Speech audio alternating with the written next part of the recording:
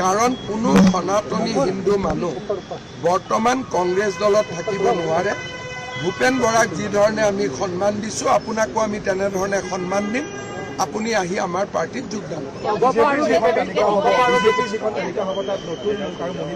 বহুত বেছি নতুন মুখ থাকিব, মহিলা প্ৰাৰ্থী থাকিব, সকলো জাতি জনগোষ্ঠীৰ প্ৰতিনিধিত্ব থাকিব আৰু যুৱ সমাজে ইউথ হয় এইবাৰ বহুত বেছি ৰিপ্ৰেজেণ্টেশ্যন। আপুনি কোৱাৰ একেখন লিষ্টতে গোটেই তালিকা প্ৰকাশ কৰিব?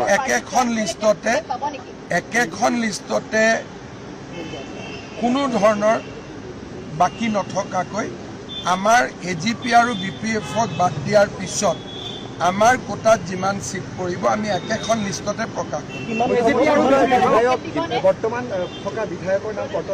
নিশ্চিতভাৱে 2-3জন বিধায়কৰ নামটো নাথাকিব, কিন্তু সেইটো বেলেগ কাৰণে নহয়, সমষ্টিৰ ডিলিমিটেশ্যনৰ কাৰণে।